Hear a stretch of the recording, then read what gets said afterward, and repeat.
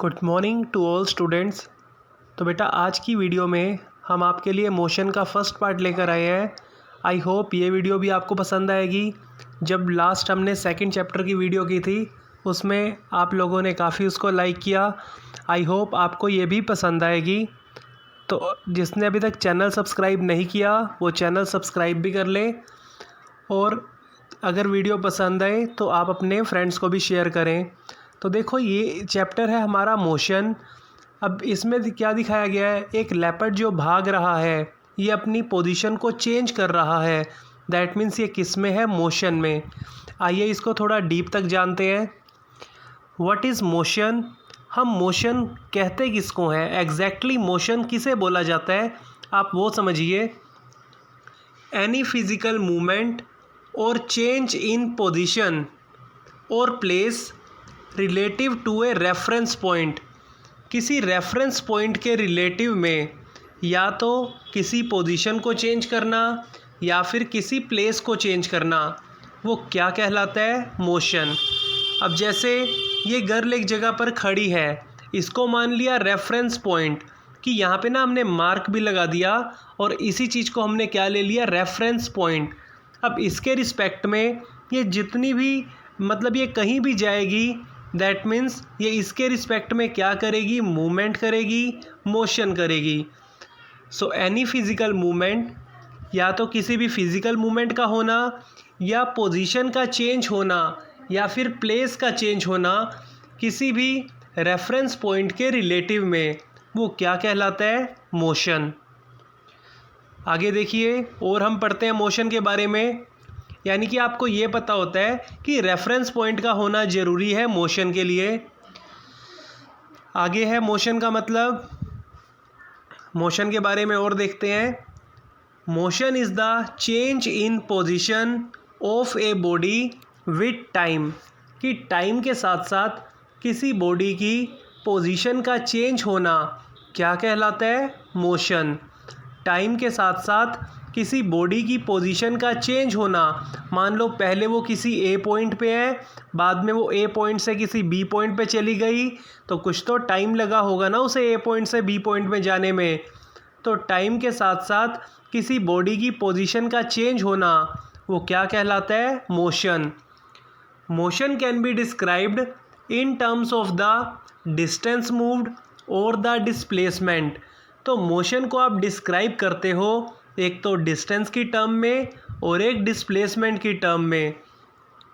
Distance क्या है ये देखते हैं। Distance moved is the actual length of the path travelled bye a body.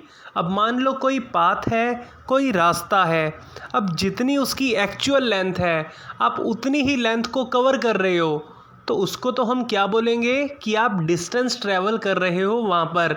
मान लो किसी पाथ की जो एक्चुअल में लेंथ है वो 10 किलोमीटर तक की उसकी एक्चुअल लेंथ है, और आपको कवर करने में भी 10 किलोमीटर लग रहे हैं। दैट मीन्स आपने टोटल कितना डिस्टेंस कवर किया वहाँ पे, 10 kilometre.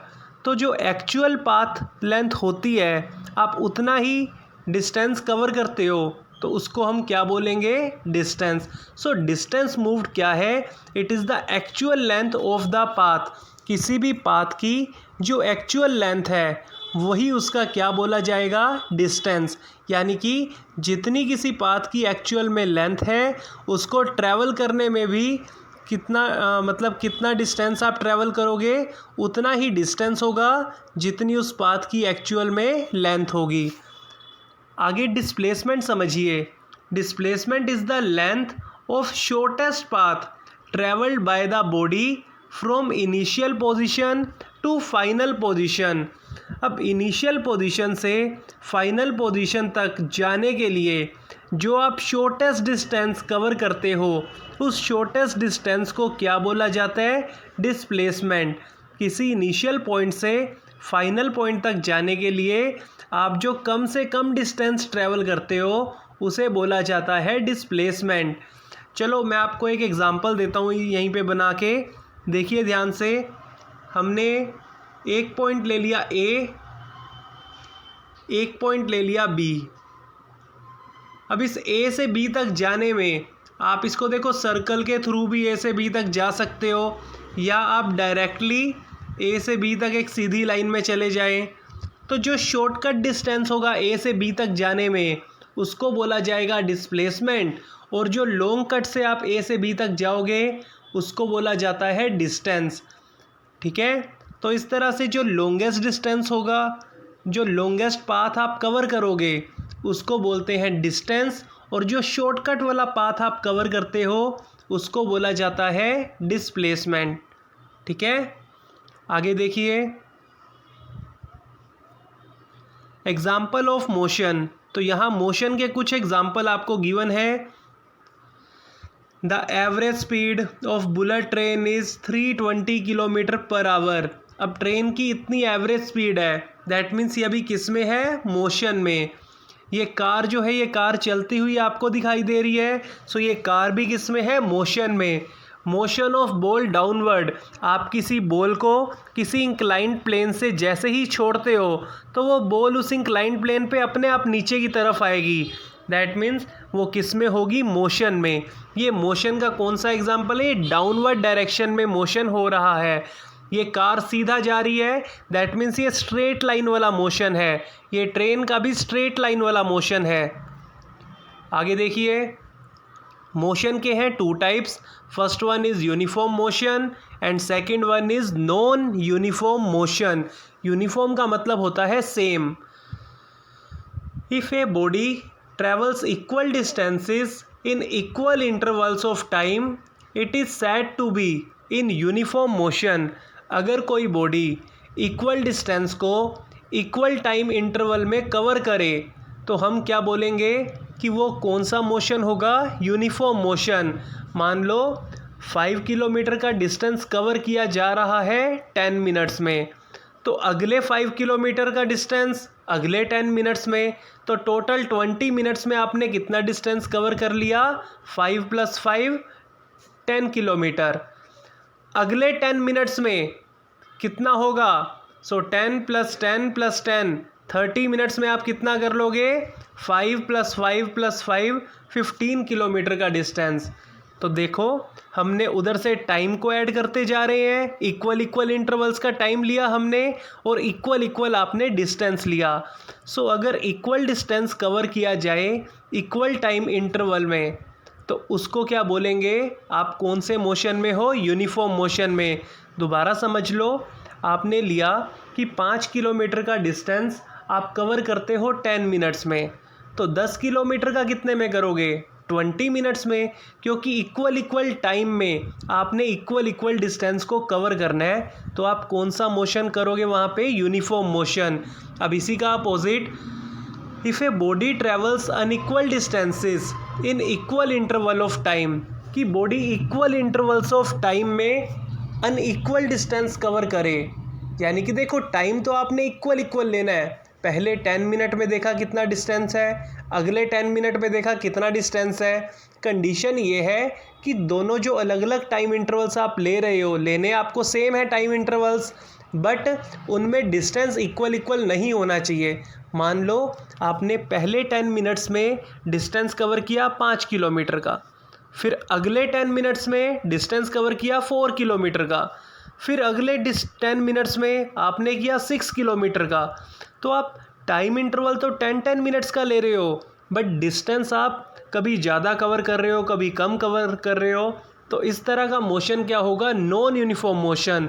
If unequal distances cover in equal interval of time then it is called non uniform motion. आगे देखिए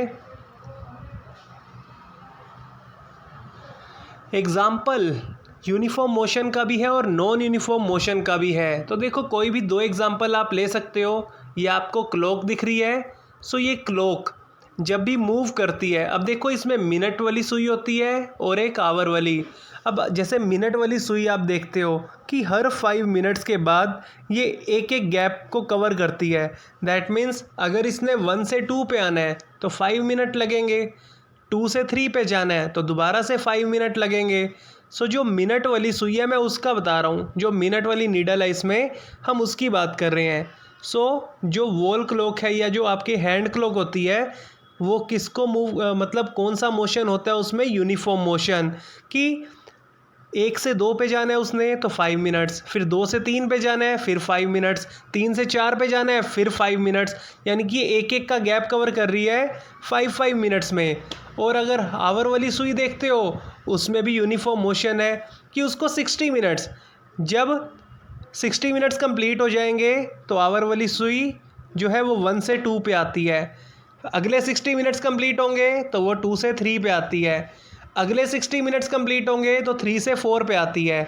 हम बात कर रहे हैं छोटी सुई की, आवर वाली की, कि उसको 60 मिनट्स लगते हैं एक एक का डिस्टेंस कवर करने में। ठीक है, सो इस तरह से हम देखते हैं। ऐसे आप फुटबॉल का एग्जांपल भी ले सकते हो। अब फुटबॉल का एग्जांपल क्या है, वो नॉन यूनिफॉर्म मोशन में आएगा। आप किसी फुटबॉल को जब बाउंस करते हो तो कभी वो ज़्यादा हाइट तक जाती है, कभी वो कम हाइट तक जाएगी। अब कोई भी कंडीशन हो सकती है, अब ये तो नहीं है हर बार आपको सेम हाइट पे वो मिलेगी। तो अगर ज़्यादा हाइट पे गई दैट मीन्स उसने ज़्यादा डिस्टेंस कवर किया, कम हाइट पे गई तो उसने कम डिस्टेंस कवर किया। तो अगर आप इक्वल टाइम इंटरवल में भी इसको बाउंस करो तो हर बार अनइक्वल डिस्टेंस ये कवर करेगी। सो ये किसका एग्जांपल होगा, आपका नॉन यूनिफॉर्म मोशन का। ठीक है, सो ये दोनों हमने कवर किए एग्जांपल। इसके बाद देखिए हम बात कर रहे हैं स्पीड की।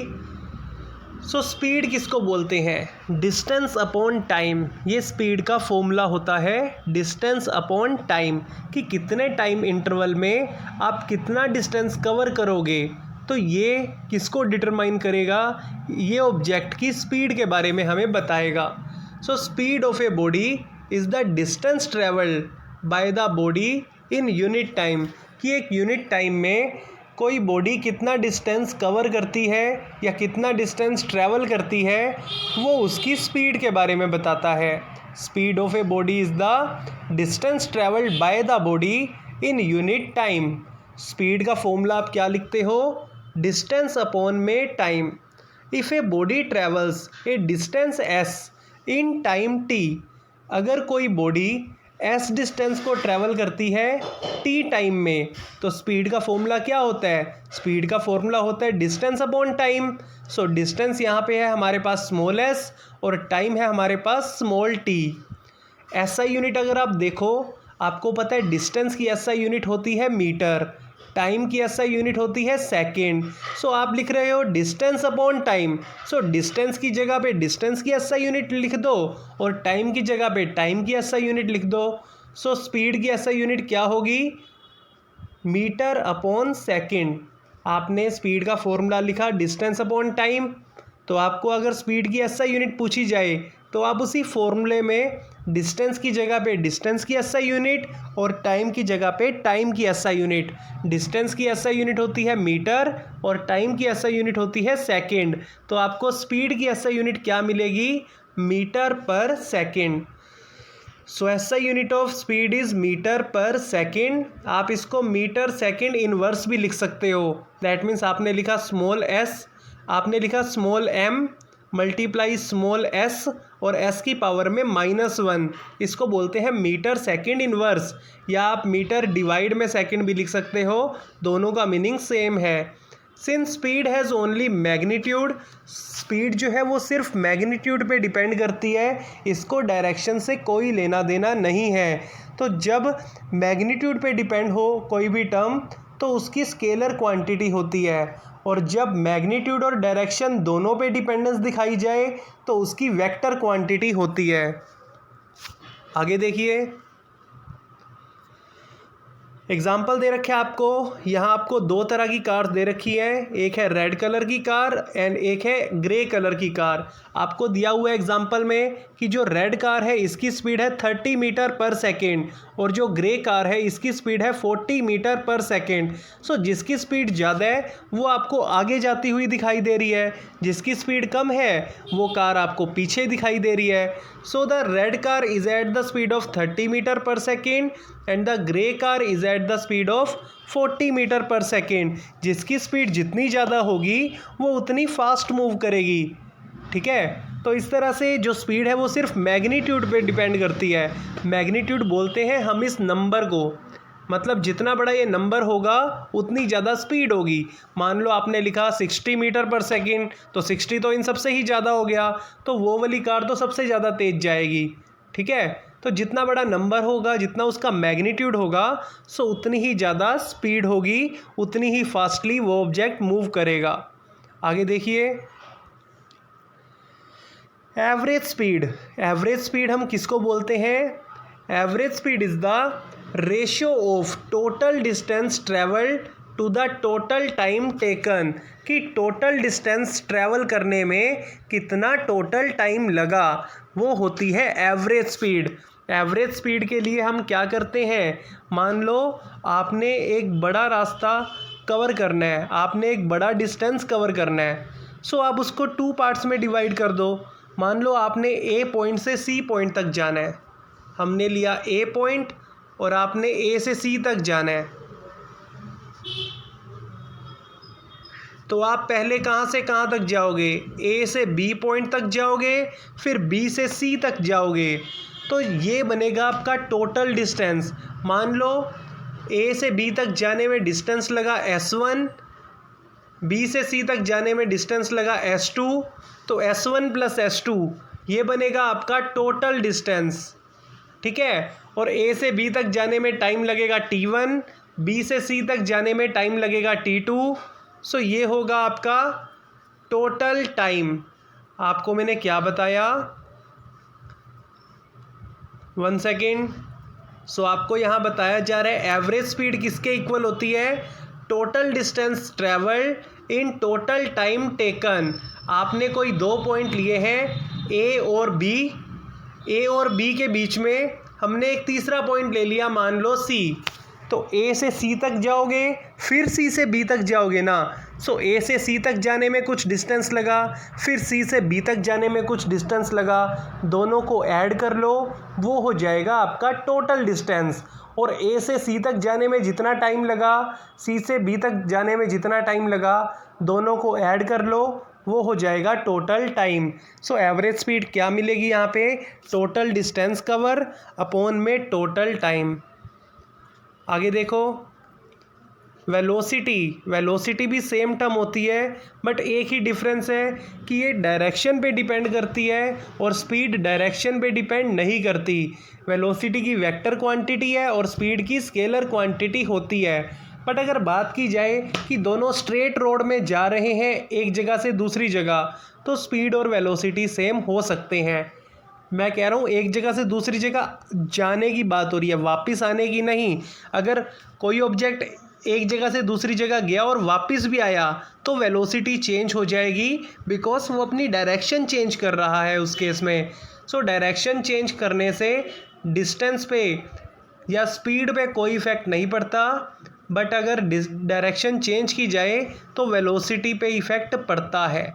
अगर इनिशियल और फाइनल पॉइंट सेम होते हैं तो वेलोसिटी 0 होती है, एक बात याद रखना।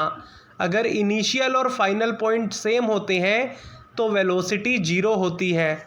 कोई ऑब्जेक्ट ए पॉइंट से बी तक गया, बी से दोबारा ए पर आ गया, तो वेलोसिटी 0 मानी जाएगी।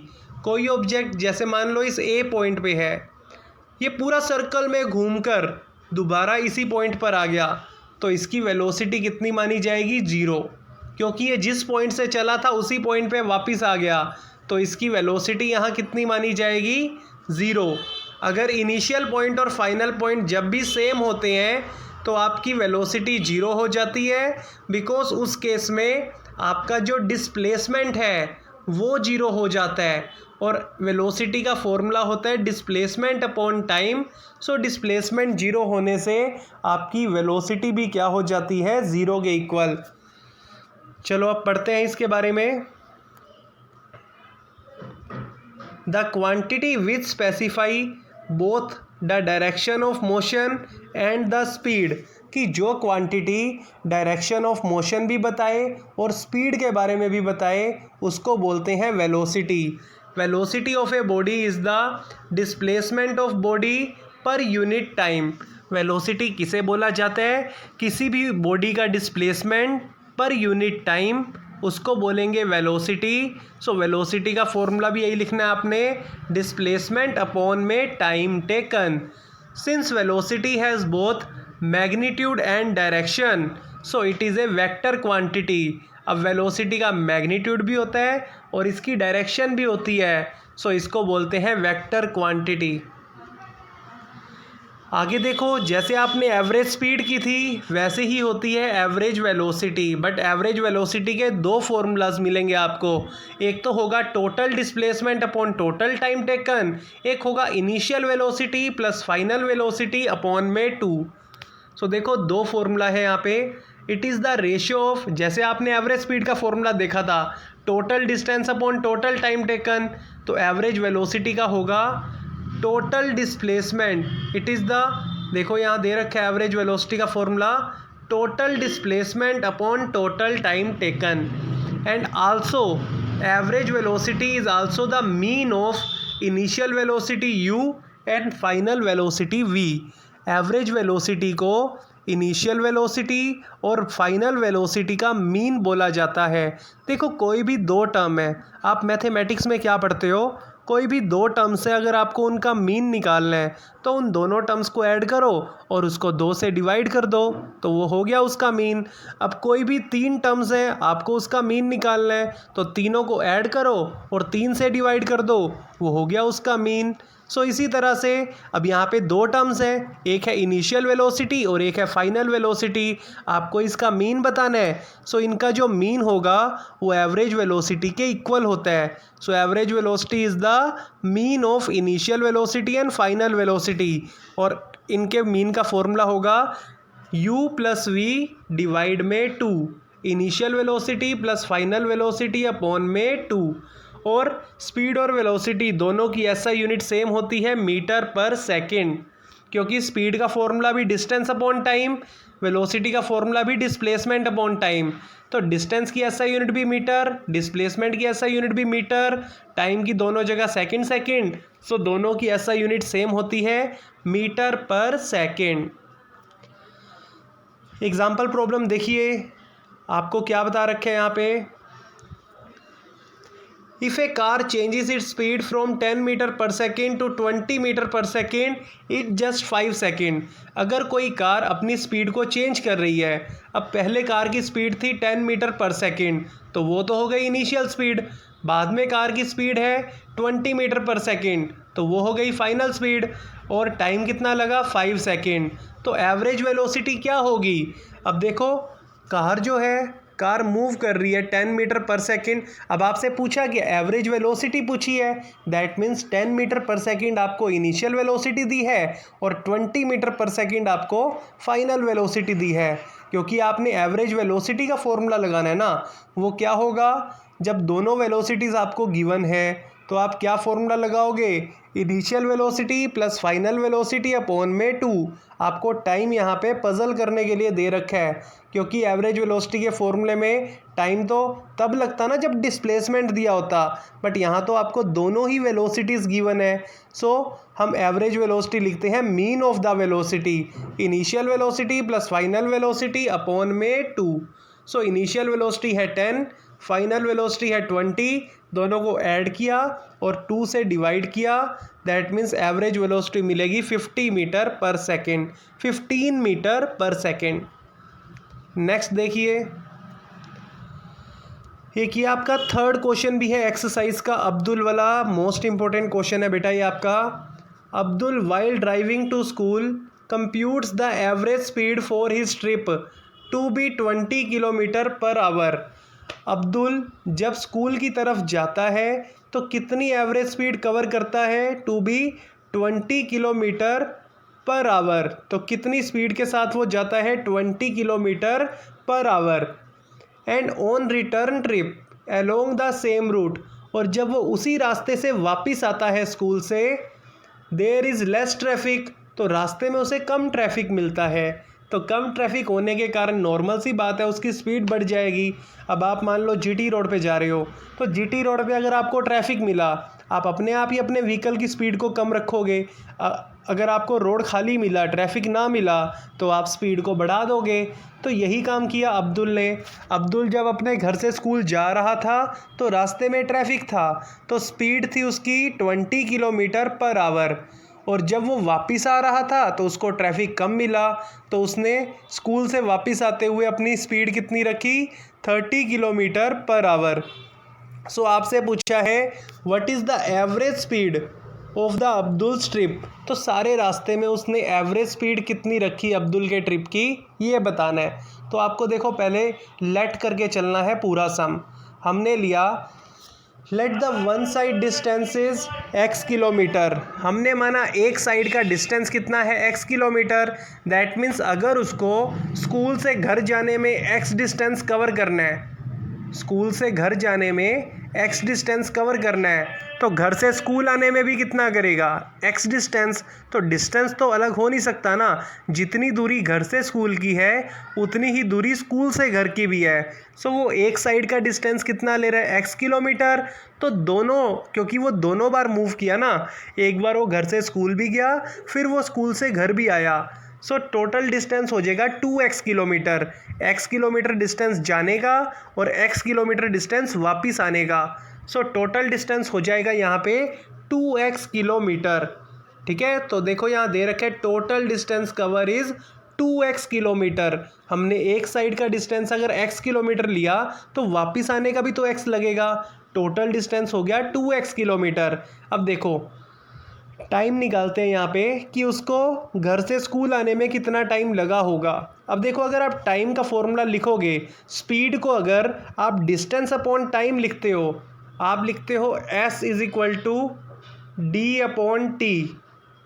तो अगर आपने टाइम निकालना है, टाइम को ऊपर ले आओ और स्पीड को डिस्टेंस से डिवाइड में ले जाओ, तो टाइम का फॉर्मूला क्या बनेगा, डिस्टेंस अपॉन स्पीड। तो यहाँ से टाइम का फॉर्मूला क्या बनेगा, distance upon speed. So T की वैल्यू आएगी डी अपॉन एस के इक्वल। तो आपको ये फॉर्मूला यहाँ पुट करना है। टाइम का फॉर्मूला क्या होता है, डिस्टेंस अपॉन स्पीड। तो देखो हम यही करेंगे कि उसको घर से स्कूल आने में कितना टाइम लगा होगा। तो यहाँ दे रखे आपको time taken for the forward trip, जो पहले वाला ट्रिप, पहला ट्रिप क्या था कि वो अपने घर से स्कूल के लिए चला था। Time taken for the forward trip कि जब वो घर से स्कूल के लिए चला था तो स्पीड कितनी थी, 20 किलोमीटर पर आवर। तो टाइम कितना लगेगा, आपने फॉर्मूला लगाया डिस्टेंस अपॉन स्पीड का। अब देखो घर से स्कूल का डिस्टेंस कितना है x और स्पीड कितनी है 20, तो यहाँ आ गया x/20। अब देखो सेकंड ट्रिप की बात करते हैं कि अब वो अपने स्कूल से घर की तरफ जा रहा है। जब वो स्कूल से घर जा रहा था तो डिस्टेंस तो देखो स्कूल से घर का क्या होगा, x ही होगा, और उसने स्पीड कितनी रखी है स्कूल से घर की, 30 किलोमीटर पर आवर, क्योंकि उसको रास्ते में कम ट्रैफिक मिला। सो time taken in the return trip, जिसमें स्पीड थी 30 किलोमीटर पर आवर, तो कितना टाइम लगा होगा सेकंड ट्रिप में। फॉर्मूला लगाया आपने distance upon speed. So distance है x किलोमीटर स्कूल से घर का और स्पीड कितनी है 30 किलोमीटर पर आवर। तो टोटल टाइम बताओ कितना होगा। फर्स्ट वाला टाइम कितना है x/20, सेकंड वाला टाइम है x/30। तो दोनों टाइम को आपने ऐड किया x/20 प्लस x/30। तो दोनों टाइम को जब आपने ऐड किया x/20 प्लस x/30 को, तो आपने एलसीएम लिया, 60 आ गया यहाँ पे, 23 दा 60 तो बना ऊपर 3x, 32 दा 60 तो बना ऊपर 2x। तो टोटल एलसीएम लेने के बाद आपको टोटल टाइम मिला 5x अपॉन में 50। तो अब आपको यहाँ पे टोटल टाइम भी मिल चुका है और टोटल डिस्टेंस भी मिल चुका है। टोटल टाइम कितना है 5x अपॉन में 60, देखें यहाँ पर टोटल टाइम मिला है 5x अपॉन 60 और टोटल डिस्टेंस है 2x। तो एवरेज स्पीड का फॉर्मूला लगाओ total distance upon total time. तो जब आप लिखोगे 2x डिवाइड में 5x अपॉन 50, तो कैसे होगी कैलकुलेशन, चेक करो इसको। तो आप लिखोगे 2x अपॉन में 5x, 1 सेकेंड, देखो इसकी कैलकुलेशन आप कैसे करोगे, आपको मैं करके दिखा रहा हूँ साइड में। आप लिखोगे 2x डिवाइड में 5x इंटू 60। तो आप जब इसको मल्टीप्लाई करोगे, देखो x से x cancel 5 1 the 5, 5 1 the 5 and 5 2 the 10। मतलब 60 को जब आप 5 से डिवाइड करते हो तो आपको मिलता है 12। सो आपको यहाँ क्या मिला, 2 into 12 which is 24 kilometre per hour. तो आप लिखोगे 2x अपॉन 5x मल्टीप्लाई में 60, सो ये आपको देगा 24 किलोमीटर पर आवर। तो आप इसको अब खुद से सॉल्व करें न्यूमेरिकल को। किसी को कोई डाउट हो इस चैप्टर में, आप प्रॉब्लम्स लें मुझसे जूम क्लास में कल की। और सबको टेस्ट के लिए ऑल द बेस्ट। वीडियो अच्छी लगे तो सब्सक्राइब करना चैनल को, और अपने फ्रेंड्स को भी ये वीडियो शेयर करना जो आपके साथ ही पढ़ते हैं। ठीक है बेटा, thank you and have a nice day, bye bye.